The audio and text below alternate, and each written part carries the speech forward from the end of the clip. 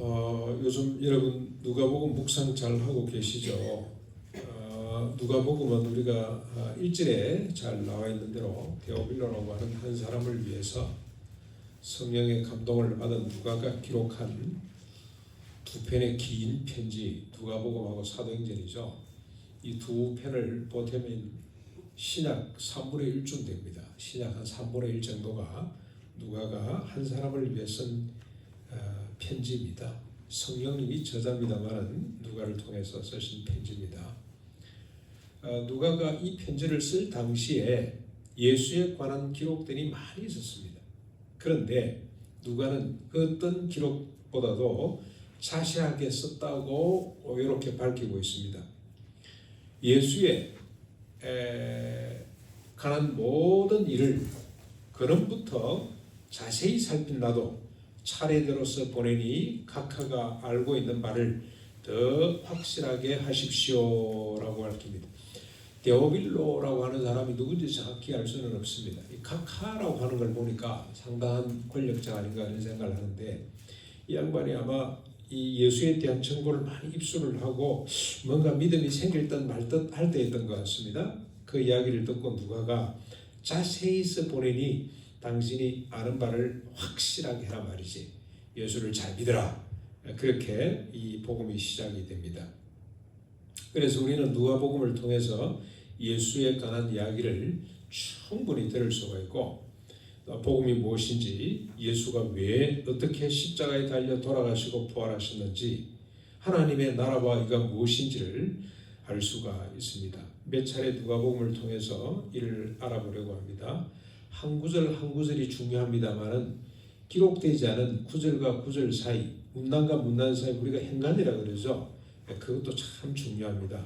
몇 차례 우리 설교 또 여러분의 개인적인 묵상을 통해서 그리스도와 복음에 대한 믿음의 지평이 더 넓혀질 수 있기를 바랍니다. 오늘은 예수 그리스도의 탄생에 관한 기록을 한번 살펴보겠습니다. 헤롯 때입니다. 헤롯, 여기 헤롯은 헤롯 대왕이죠. BC 37년부터 AD 4년까지 유다의 왕으로 재임했던 아주 유명한 왕이었습니다.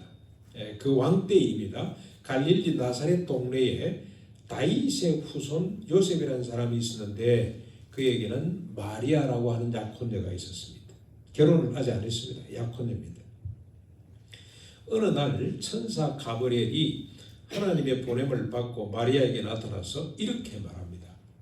은혜를 받은 여자여 평안할지어다. 주께서 너와 함께 하시도다. 마리아여 무서워 말라. 보라 네가 잉태하여 아들을 낳으리니 그 이름을 예수라 하라. 그가 큰 자가 되고 지극히 높으신 이 아들이라 일컬어질 것이요 주 하나님께서 그 조상 다윗의 왕위를 그에게 주시리니 영원히 야곱의 집을 왕으로 다스릴 것이며 그 나라가 무궁하리라고 하는 말을 전했습니다. 그랬더니 마리아가 깜짝 놀랐죠. 그러면서 이렇게 대답을 합니다. 나는 남자를 알지 못하는데 어찌 이런 일이 있을 수 있냐? 내가 어떻게 잉태할 수가 있냐? 그 말이죠. 그랬더니 천사가 말합니다. 성령이 내게 임하시고 지극히 높으신 이의 능력이 너를 덮어쓰리니 이름으로 나실 바 거룩한 이는 하나님의 아들이라 일컬어지리라. 보라 내 친족 엘리사벳도 늙어서 아들을 배었느니라. 본래 임신하지 못한다고 알리시니가 이미 6달이 되었나니 대저 하나님의 모든 말씀은 능하지 못하심이 없다. 엘리사벳은 가까운 친척이죠. 사가라의 아내. 아기를 못 가졌는데 그 사람도 아기를 가졌다. 누가 그렇게 했다는 겁니까? 하나님이 말씀으로 그렇게 했다는 겁니다. 능치 못할 일이 없다. 그랬더니 마리아가 대답합니다. 1장 38절이죠.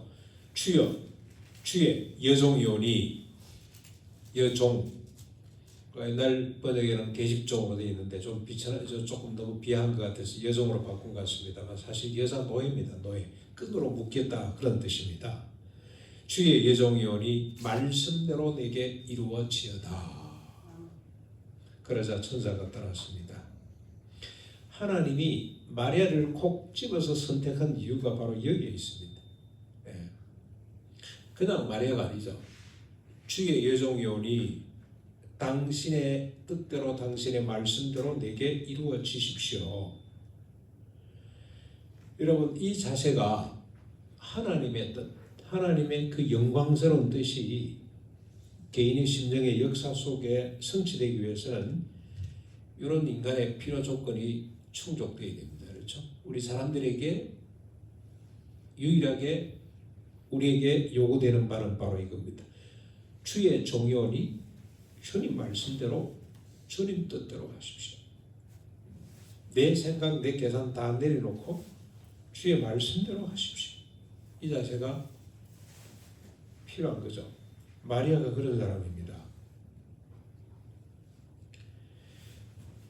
진정한 믿음, 요즘 우리 영성이라는 말을 많이 쓰던데 신앙 대신에 진정한 신앙 영성이란 하나님의 말씀 앞에 자신의 지성, 감성, 의지, 심지어는 몸까지도 완전히 내려놓는 것을 말합니다. 주의 말씀이 내 지성이 되고 내 감정이 되고 의지가 되고 손발이 되는 것이 이게 바로 믿음의 모습입니다.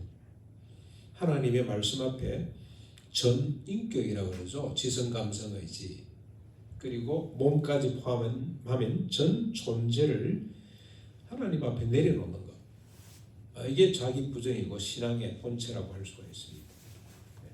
내가 내 열심으로 열심히 하는 그 신앙 아니에요. 그런 사람들은 반드시 또 넘어져요. 교만해져요. 최근에 우리 신림에 어떤 사람을 만나고 있는데 이분이 그런 부류의 교회라.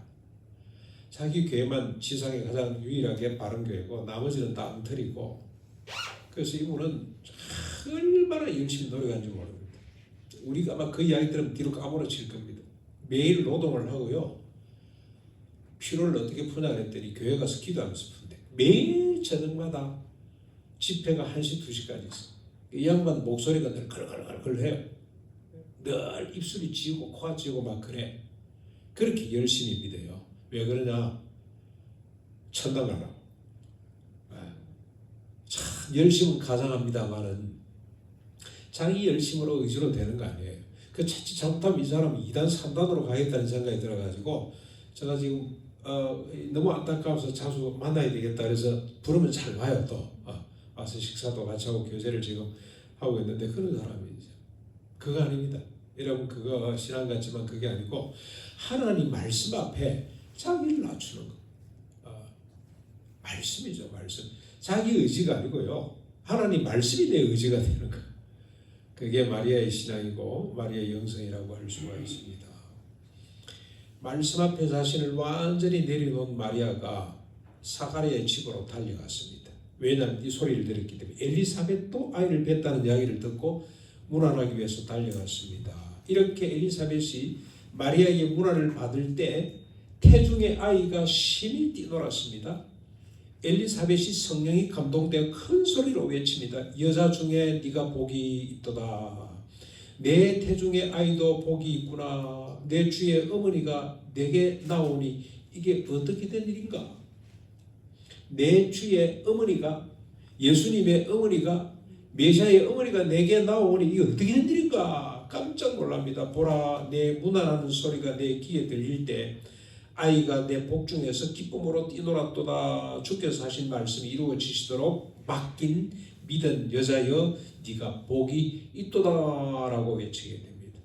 6달 된 태아 세례 요한이 이제 막 잉태된 예수를 알아보고 기뻐 뛰었더라. 누가 이렇게 기록을 하고 있습니다. 사실입니다. 실제로 있었던 일입니다. 그렇죠? 6개월밖에 안 된 그래서 여러분 태아도 이게 생명이구나, 인격이구나 하는 걸 우리가 느끼게 됩니다. 그렇죠? 이제 태중에 이제 배태가 된 메시아를 알아보고 기뻐서 뛰었더라고 그렇게 기록을 합니다. 이에 마리아가 응답합니다. 1장 46절로 55절에 여러분 한번 보십시오. 내 영혼이 주를 찬양하며 내 마음이 하나님 내 구주를 기뻐하였으면 그의 여종의 비천함을 돌아보셨습니다. 보라 이제 후로는 만세에 나를 복이 있다 일컬으리라. 능하시니가 큰 일을 내게 행하셨으니 그 이름이 거룩하시며 긍휼하심이 경외하는 자에게 대대로 이르도다.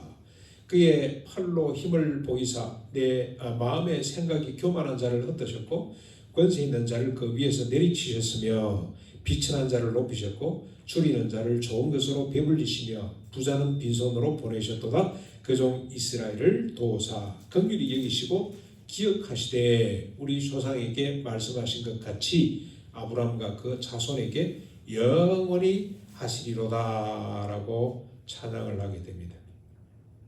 이걸 우리가 마리아 송가라고 이렇게 이름을 신학자들이 붙여놨는데 이런 찬송을 냈습니다.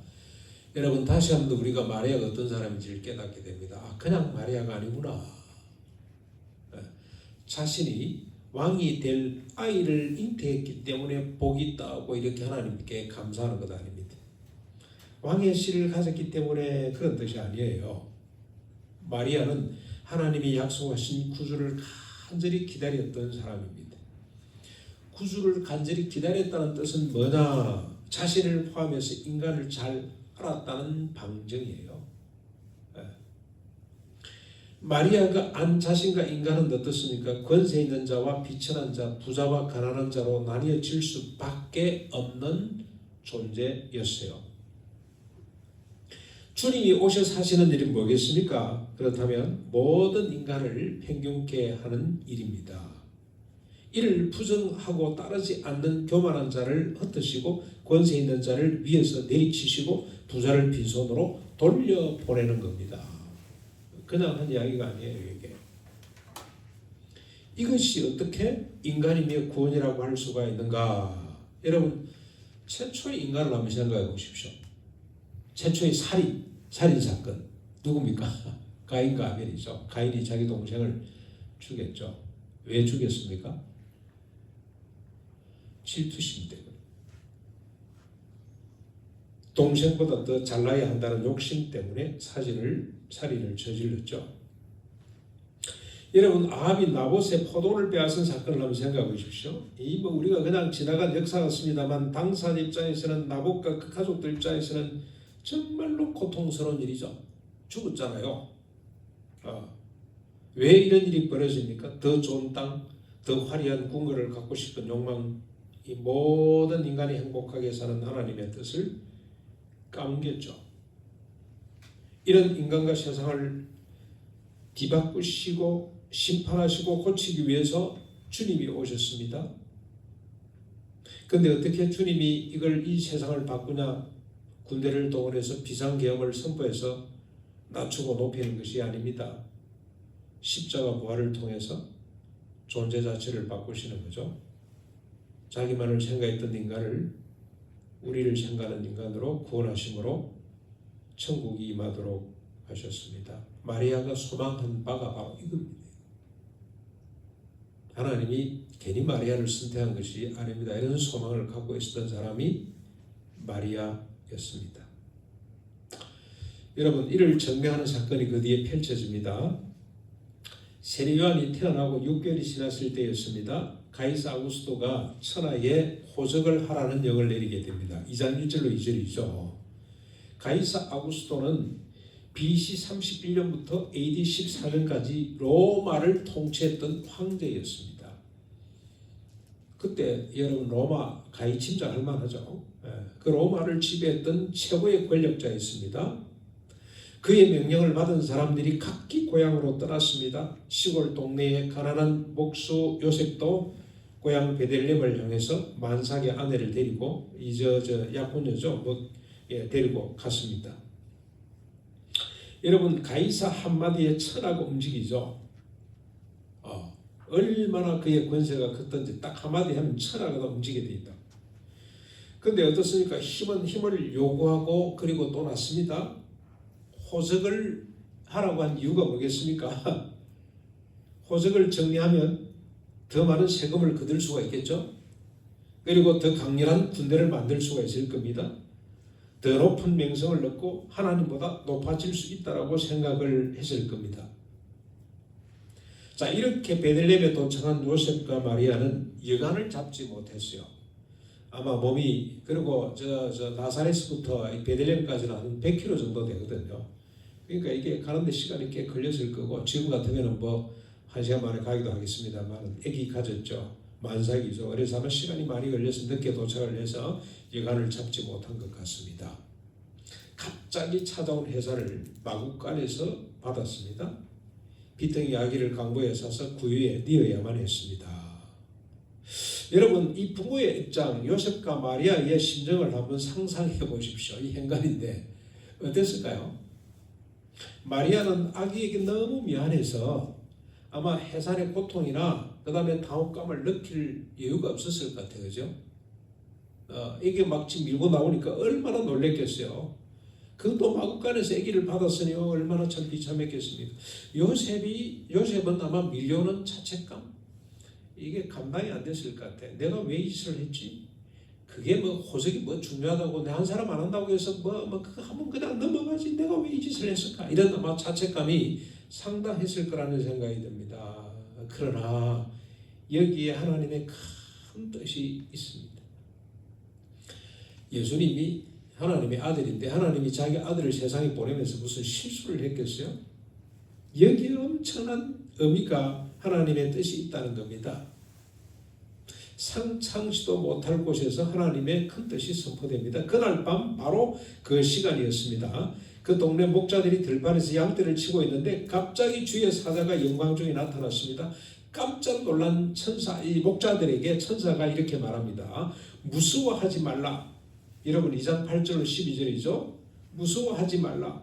보라, 내가 온 백성에게 미칠 큰 기쁨의 좋은 소식을 너희에게 전한다. 오늘 다윗의 동네에 너희를 위하여 구주가 나셨으니 곧 그리스도 주시니라. 너희가 가서 강보에 쌓여 구유에 누이는 아기를 보리니 이것이 너희에게 뭐라 그랬습니까? 표적이라. 표적, 사인이다 이 말이죠. 온 백성이란 지상의 모든 인간을 말합니다. 이스라엘 백성뿐만이 아니고 큰 기쁨의 좋은 소식이란 여러분 잘 아시는 것처럼 구주 곧 그리스도가 나셨다는 겁니다. 그런데 그 표적이 뭐냐?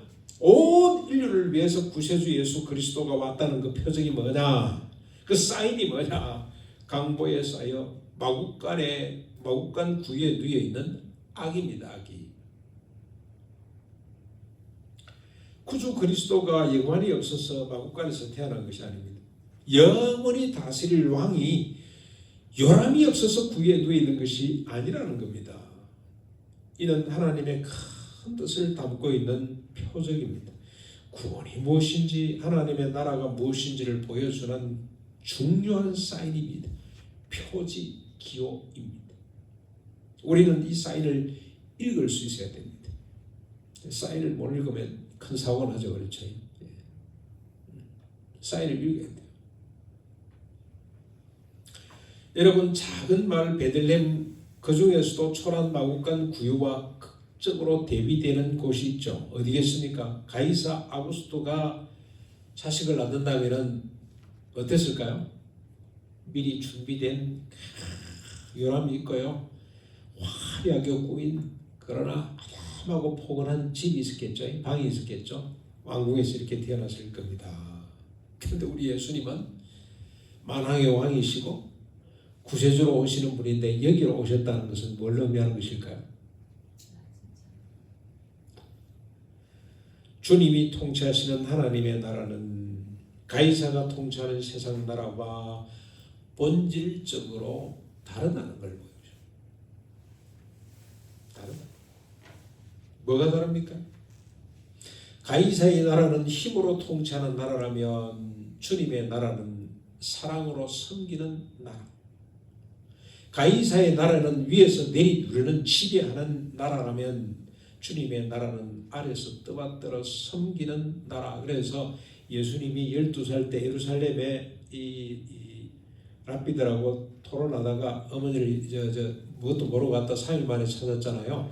그리고 내가 왜 이러고 있냐 했더니 내가 아버지 집에 있어야 될 줄 모릅니까? 그러고 이제 다시 내려갔어요. 내려갔는데 그 뒤에 보면은 예수님이 어떻게 합니까? 예수님이 어머니 부모님을 받들어 섬겼더라. 내가 하나님의 아들인데 육신의 부모를 받들어 섬겼더라. 그게 예수님의 본성이죠. 본성. 하나님 나라의 속성이 뭐냐? 위에서 지배하고 누르는 나라가 아니고 아래에서 받들어 섬기는 나라임을 요 사인을 통해서 지금 보여주려고 하는 겁니다. 그래서 여러분 보통 세상 사람들은 지배한다 그러죠. 지배, 레인. 그 다음 여기 받들어 숨기는 것은 서브젝트 다르거든요. 근데 제가 영어를 때냐면 우리 저 큰딸 친구가 지난번에 왔는데 아이 이름이 레인이야. 레인.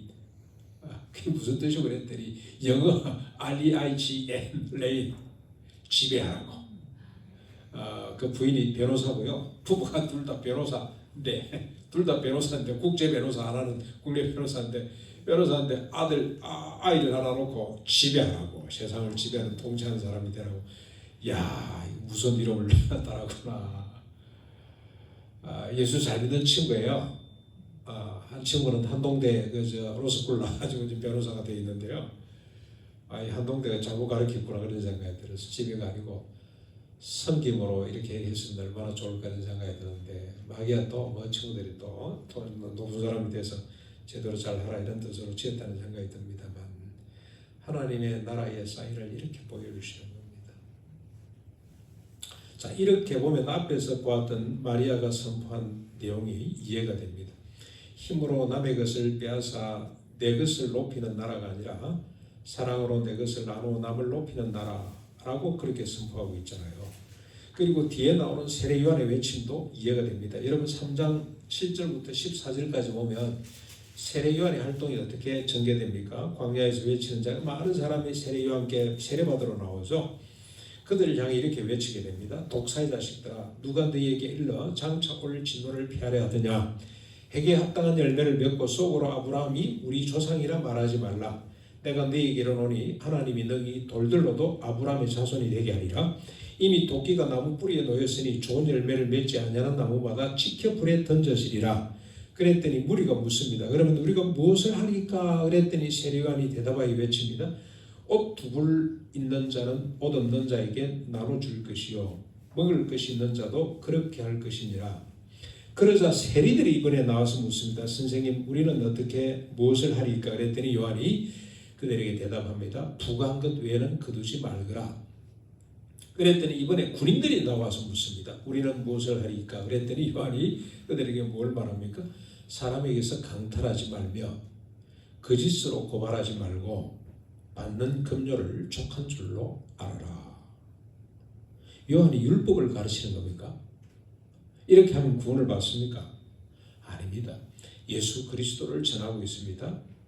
자신은 기껏 죄를 깨닫고 회개하는 세례, 물세례를 베풀지만 뒤에 오시는 주님은 사람의 모든 죄를 씻을 뿐만이 아니라 근본적으로 거듭나게 하시고 성령의 세례를 주셔서 사람으로 하여금 이렇게 살 수 있도록 두 벌 옷이 있는 사람은 옷 없는 사람에게 한 벌 나눠주는 사람이 되도록 하시는 분임을, 그분이 하실 일임을 가리키고 있는 거예요. 율법으로 다시 돌아가거라, 율법을 잘 지켜라, 그 말이 아닙니다. 이게 예수 그리스도로 말미암아 너희들이 구원받고 이제는 새로운 삶, 자기 중심적인 삶이 아니라 함께 더불어 사는 삶을 사는 사람이 될 것이다라고 그렇게 살아라고 이야기를 하는 거죠.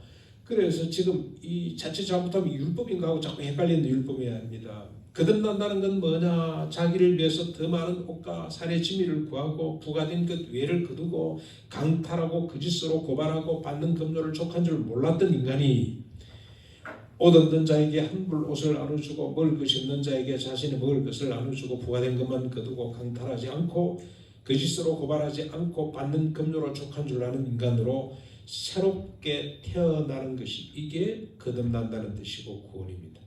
율법이 아닙니다. 복음입니다. 윤리나 도덕이 아닙니다. 구원입니다. 구원. 이게 구원이에요. 이를 위해서 주님이 오셨다는 것을 세례 요한도 증거하고 있고, 그리고 마리아도 증거를 하고 있고, 뒤에 시몬이라는 사람도 증거를 합니다. 여러분, 이렇게 사는 것이 쉽지 않겠죠. 그렇죠? 이렇게 이야기하는 사람들이 싫어할 수 있습니다. 돌을 들 수가 있습니다. 그래서 시몬이 아기 예수를 아는 마리아에게 뭐라고 예언을 하느냐? 2장 34절 35절에 한번 보십시오. 지금 딱 알아보잖아요. 아기 예수가 할례를 받기 위해서 정결의식을 치르기 위해서 올라왔습니다. 초태생을 하나님께 바치기 위해서 성전에 올라왔단 말이죠. 그걸 시몬, 아주 경건한 사람입니다.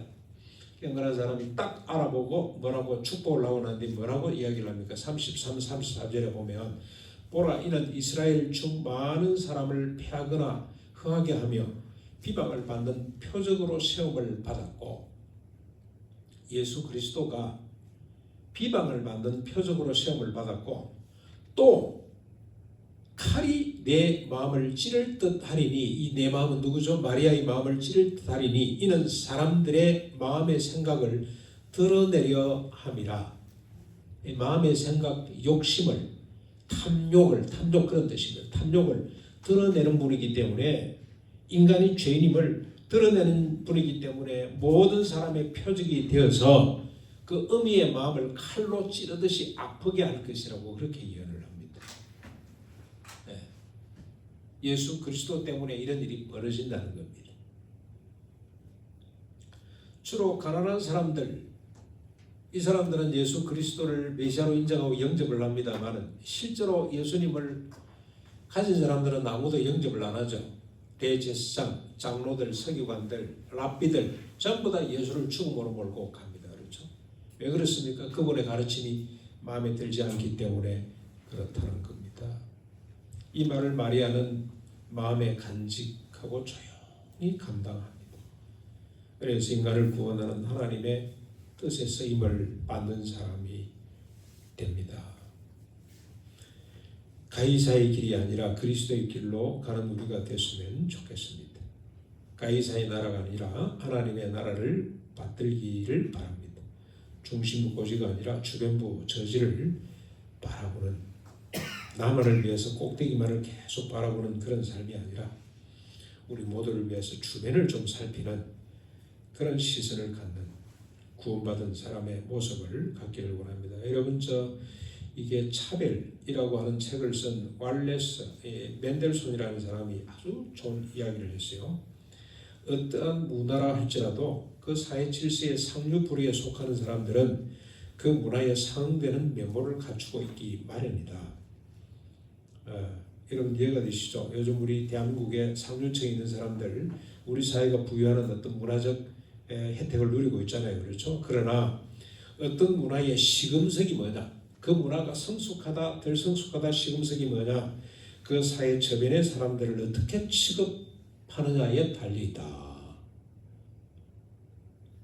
너무 귀한 말이죠. 그 사회 밑바닥 하층민들을 어떻게 다루는지를 보면 그 사회 수준을 알 수가 있다. 여러분, 라이론드 리버라는 사람 알죠? 유명한 신학자입니다만, 정의는 뭐냐? 정의는 그것이 저변의 사람들에게 어떻게 적용되는가에 따라 가늠될 수 있다. 저변의 사람입니다. 저변의 사람들에게 어떻게 적용되느냐에 따라서 가늠이 될 수가 있다는 겁니다. 지금 우리 대통령이 정의를 많이 이야기하잖아요. 그렇죠? 정의로운 사회, 공정과 상식이 통하는 사회. 공정이 뭡니까? 정의가 뭡니까? 저변의 사람들에게 어떻게 적용되는지를 보면 진짜인지 가짜인지를 가늠할 수가 있다는 겁니다. 가난한 사람들, 그리고 하나님의 경륜하심에 있는 약한 자들이 중심적 역할을 담당하고 있다는 성경적 주제와 일치한다라고 이야기를 합니다. 하나님 나라의 방향입니다. 이 방향을 우리가 놓치지 않고 함께 세워갈 수 있기를 바랍니다. 우리 김용기 장로가 지향했던 방향입니다. 이게 근로하고 봉사하고 희생하자. 누굴 위해서? 가난한 농민들을 위해서, 무식한 농민들을 위해서. 이 가치를 우리가 함께 일구어가는 아름다운 공동체가 될 수 있기를 바랍니다.